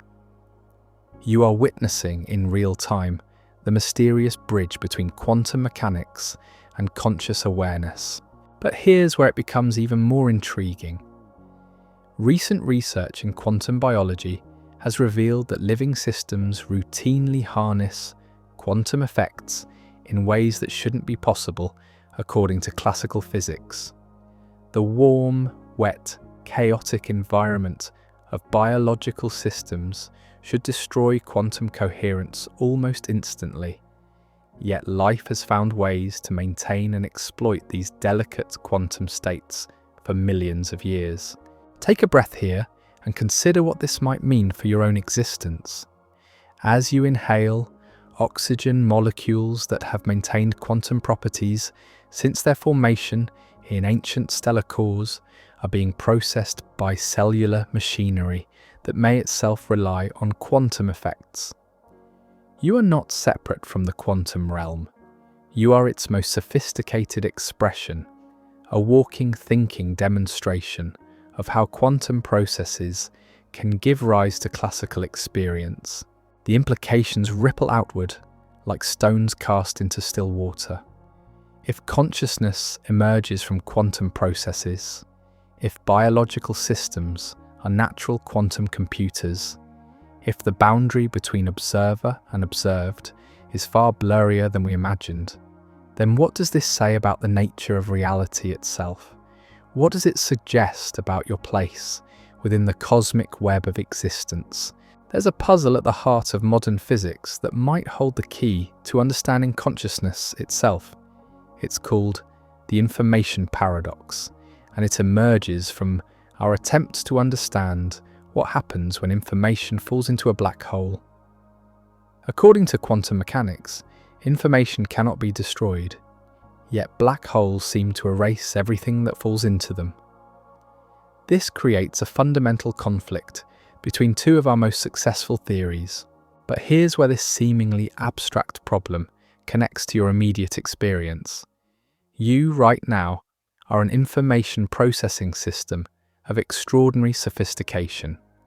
Every thought you think, every memory you form, every moment of awareness represents information being integrated, transformed, and preserved in patterns of neural activity that we're only beginning to understand. Some researchers propose that consciousness might be related to how systems integrate information, creating unified experience from disparate data streams. In this view, you're conscious precisely because your brain creates coherent, integrated models of reality from countless sources of information flowing through it every moment. This remains speculative, with no scientific consensus, but it opens fascinating questions about the relationship between information, consciousness, and the quantum substrate of reality. As you reflect on this possibility, notice how your awareness right now seamlessly weaves together sounds, sensations, thoughts, and emotions into a single, continuous stream of experience. You might be witnessing the emergence of consciousness from information integration, participating in one of the universe's most remarkable achievements, the creation of subjective experience from objective processes. The information paradox suggests that reality might be far stranger than either pure materialism or pure idealism would suggest. If information is fundamental to existence, if consciousness emerges from information integration, if the universe itself might be computational in nature, then you exist at the intersection of mind and mathematics, of awareness and algorithm, of experience and equation. We find ourselves in a peculiar position, like someone trying to see their own eyes without a mirror. We are consciousness attempting to understand consciousness, information processing systems trying to comprehend information processing, patterns in the cosmic web investigating the nature of patterns themselves. This recursive quality isn't just a philosophical curiosity, it might be fundamental to how reality organizes itself at every scale. Quantum systems influence the classical world, which creates the conditions for quantum systems to exist. Consciousness emerges from a neural activity, which is shaped by consciousness through attention, intention, and learning. The universe has evolved beings capable of studying the universe, and this study changes both the observers and the observed in subtle but profound ways. Take a moment to feel this strange loop in your own experience right now. You can be aware of being aware. Think about thinking. Experience the experience of experiencing. This capacity for self-reflection might not be a mere byproduct of complex neural networks, but a fundamental feature of how information organizes itself into conscious systems. Some interpretations suggest that consciousness might play a special role in collapsing quantum wave functions, though this remains highly controversial and unproven. But even if consciousness doesn't directly influence quantum events, there's still something remarkable about your position as an aware being in a quantum universe. You are the cosmos becoming conscious of itself, questioning itself, wondering about its own nature through the temporary pattern of awareness you call yourself. This recursiveness extends beyond individual consciousness to collective understanding. Through science, art, philosophy, and contemplative practice, humanity creates a kind of distributed consciousness that reflects reality back to itself through multiple perspectives. Each individual awareness contributes to this larger pattern of cosmic self-investigation. As you sit with this possibility, notice how it might shift your sense of isolation or separation. You are not a solitary observer trying to understand an external universe. You are the universe investigating itself through your particular lens of awareness, contributing your unique perspective to the ongoing process of cosmic self-discovery. Something quiet but profound is happening at the intersection of ancient wisdom traditions and modern neuroscience. Researchers studying meditation, mindfulness, and other contemplative practices are discovering that these techniques might provide unique insights into the nature of consciousness, reality, and the relationship between subjective experience and objective existence. Brain imaging studies of experienced meditators reveal changes in neural structure and function that suggest consciousness might be far more plastic and trainable than we previously understood. Long-term practitioners show increased cortical thickness in areas associated with attention and sensory processing, as well as decreased activity in the default mode network, the brain region associated with self-referential thinking and the sense of being a separate self. But here's what's particularly intriguing. Some of these findings suggest that contemplative practices might provide direct first-person access to aspects of consciousness that cannot be studied through purely objective methods. When meditators report experiences of expanded awareness, dissolution of the subject-object boundary, or direct perception of the impermanent nature of mental phenomena, they might be accessing dimensions of reality that complement and enrich our scientific understanding. This doesn't mean that subjective experience should replace objective investigation, but rather that consciousness might require both first-person and third-person approaches to be fully understood.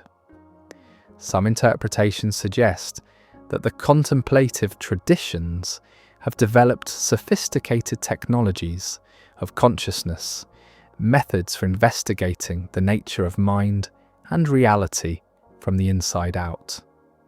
As you breathe with these ideas, you might notice subtle shifts in your own awareness.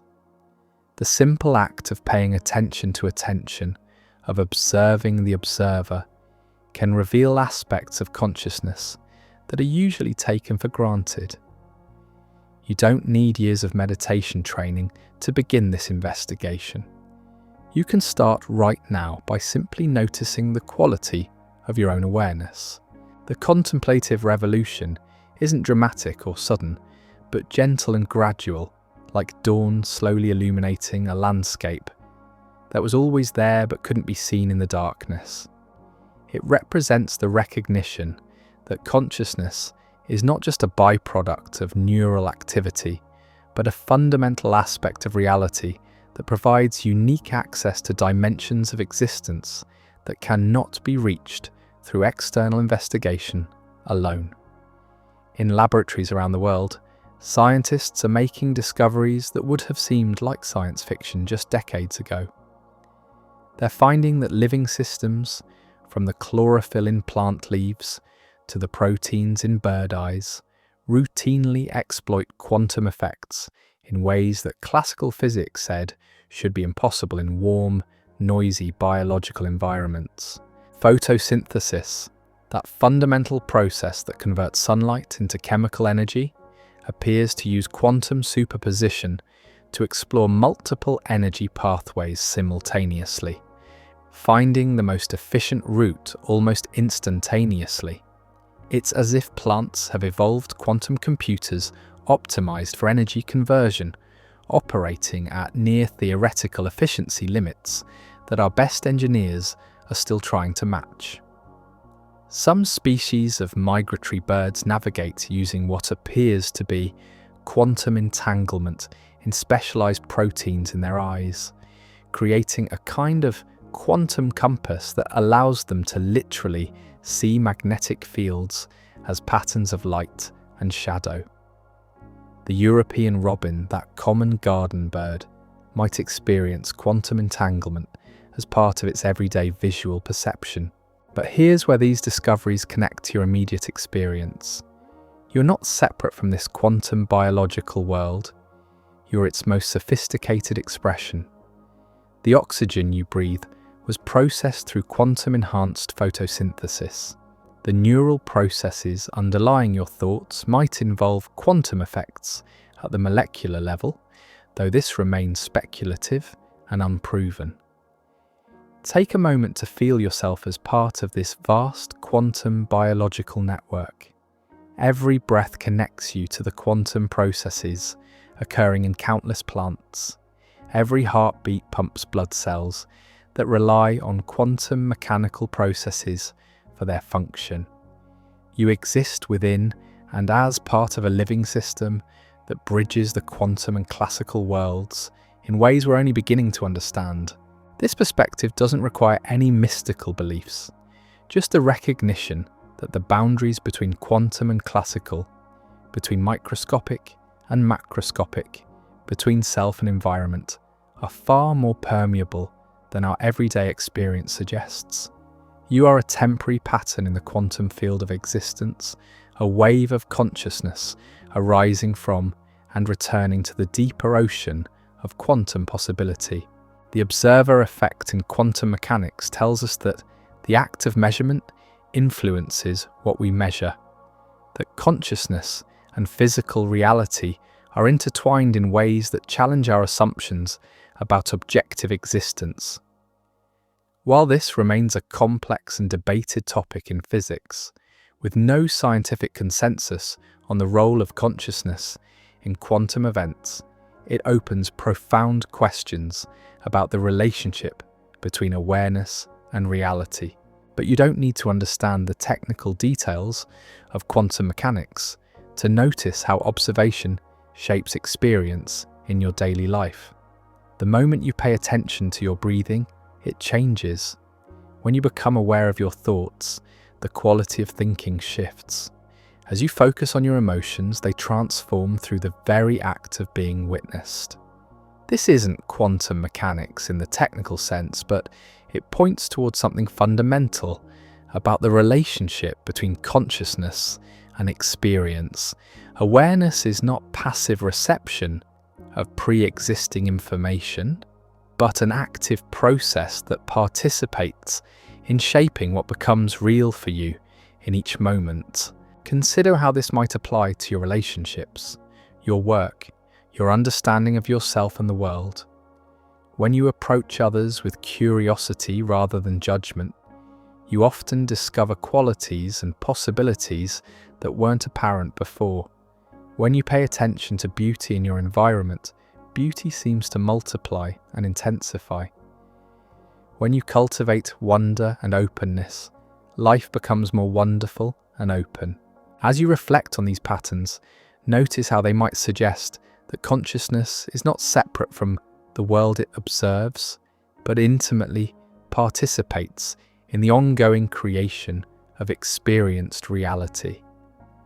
Not through any magical influence over external events, but through the natural process of awareness shaping experience, attention creating meaning, observation participating in the emergence of significance. This recognition can transform how you engage with existence itself. Instead of feeling like a detached observer in an indifferent universe, you might begin to sense yourself as an active participant in the ongoing creation of meaningful experience, contributing your unique perspective to the cosmic process of reality investigating itself. There are moments in life when the ordinary fabric of cause and effect seems to shimmer with hidden patterns, when meaningful coincidences cluster together in ways that feel too precise to be random chance. Carl Jung called these experiences synchronicity, meaningful coincidences that suggest underlying connections between inner and outer experience.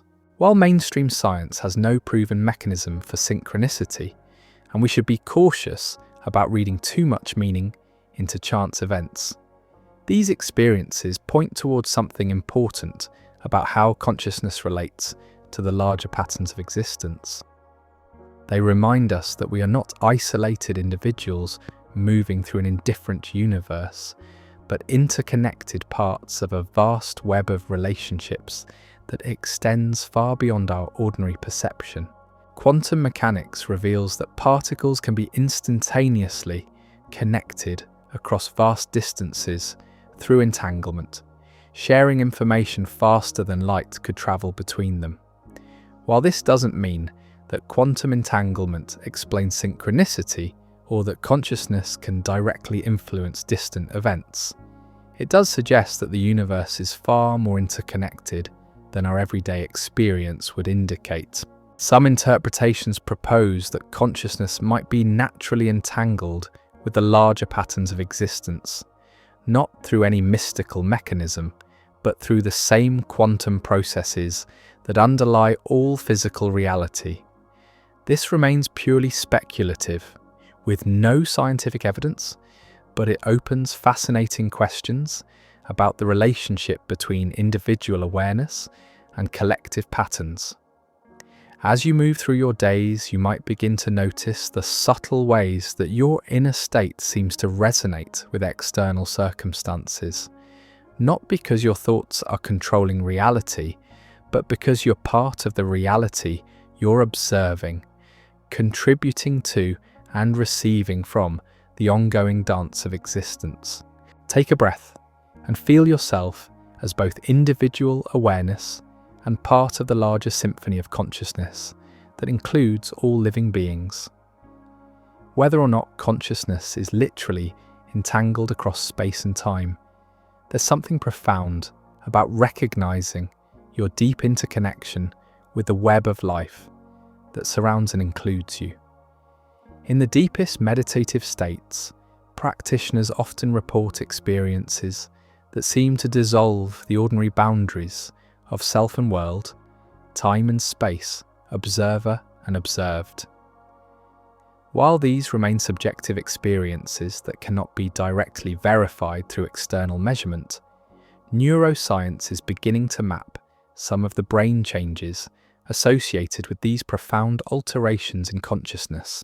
Studies using brain imaging technology show that during deep meditation, activity in the default mode network, the brain region associated with self-referential thinking and the sense of being a separate self, decreases significantly.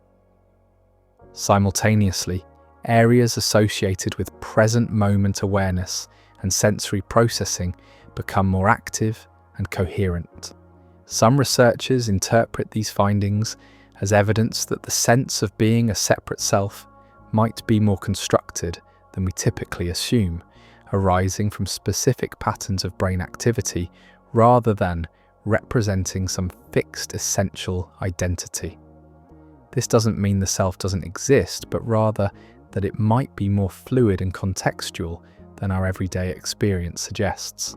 From this perspective, the profound states of unity and interconnection reported by contemplatives might not be mystical departures from reality, but rather direct experiences of how consciousness operates when freed from the constructed boundaries of ordinary selfhood. This remains speculative, with no scientific consensus, but it opens intriguing questions about the relationship between brain states and the nature of experienced reality. As you sit quietly with these ideas, you might notice subtle shifts in your own sense of self and boundary. The simple act of resting attention in present moment awareness can soften the edges of separation between inner and outer experience, revealing the fluid, interconnected nature of consciousness itself. This doesn't require years of meditation training or any particular beliefs about the nature of reality.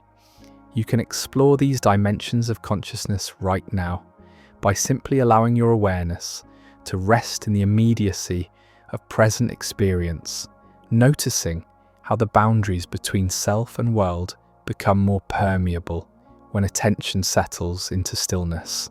One of the deepest mysteries in existence is how meaning arises from mechanism, how significance emerges from the interactions of particles and fields that seem themselves to be without inherent purpose or direction. You experience meaning constantly, in relationships, in beauty, in the satisfaction of understanding, in the simple awareness of being alive. Yet nowhere in our physical theories do we find equations that predict the existence of meaning itself. This gap between mechanism and meaning has led some philosophers to suggest that consciousness might be fundamental to reality rather than emergent from it, that the capacity for experience and significance might be a basic feature of existence rather than a late addition to an otherwise meaningless universe. Others propose that meaning emerges naturally from information integration, from the way complex systems like your brain create unified models of reality from countless data streams. In this view, meaning is not something added to the universe from outside, but something that arises spontaneously when information reaches sufficient levels of integration and coherence. But here's what's remarkable about your position in this cosmic puzzle. You don't just wonder about meaning, you create meaning through the very act of wondering. Your questions about the nature of existence are themselves expressions of existence, questioning its own nature.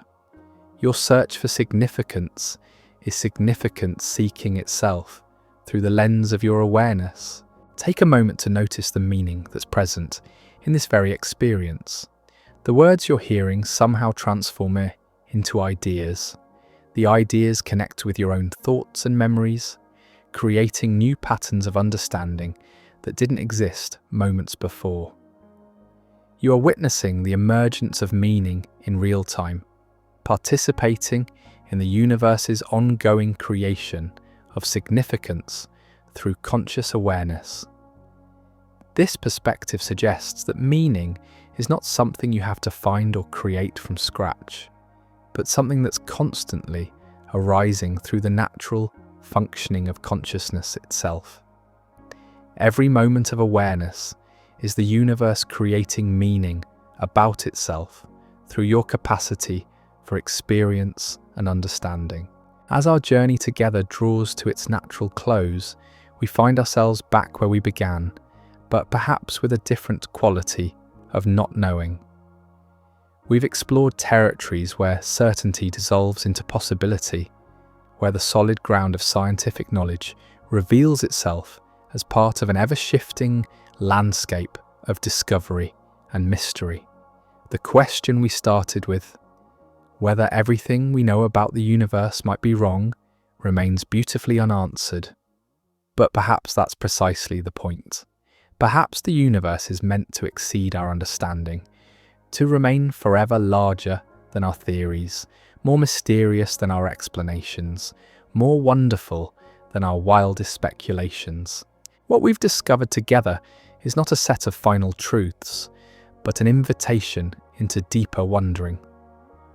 We've seen how quantum mechanics challenges our assumptions about reality, how consciousness might bridge the gap between mechanism and meaning, how the recursive nature of existence creates endless opportunities for self-discovery through beings like you. And so we arrive at the end of our gentle journey through the landscapes of uncertainty, having wandered together through territories where the solid ground of knowledge reveals itself to be more like shifting sand beneath our feet. We began with a simple question about whether everything we know might be fundamentally wrong, and perhaps what we've discovered is something even more beautiful, that wrongness and rightness might be less important than the quality of wonder we bring to the mystery of existence itself. You are part of this ongoing cosmic investigation, not as a detached observer trying to solve the universe like a puzzle, but as consciousness itself, temporarily organized into the pattern you call yourself, participating in reality's endless exploration of its own nature. The breath you're taking right now, the thoughts arising and dissolving in your awareness, the simple fact that you exist at all in a cosmos that remains largely incomprehensible. These are not small things, but expressions of the deepest mystery we've encountered together. Sleep well tonight, knowing that tomorrow brings new opportunities for wonder, new questions to explore, new ways for the universe to surprise itself through your capacity for awareness. You are both finite and infinite, both temporary and eternal, both a single note in the cosmic symphony and the entire song itself, playing on in the vast, beautiful uncertainty of what is. And as you drift deeper into this contemplation, there's something profound happening in the quiet spaces between thoughts, in the gentle pause between one breath and the next. You've journeyed with me through landscapes where certainty becomes fluid, where the boundaries between knower and known dissolve like morning mist. The universe, it seems, has a sense of humour about our attempts to pin it down, to capture its essence in our theories and equations. Just when we think we've grasped something fundamental, it slips away, revealing new layers of mystery beneath what we thought we understood. And perhaps this is not a failing of human knowledge, but its greatest achievement, the recognition that mystery is not the opposite of understanding, but its deepest expression. You are living proof that the cosmos has evolved the capacity to question itself, to wonder about its own nature through temporary patterns of consciousness, like the one you call yourself. Your thoughts about reality are reality thinking about itself. Your wonder at existence is existence marvelling at its own improbable beauty. There's a peculiar peace that comes from embracing this not knowing, from releasing the burden of having to figure everything out.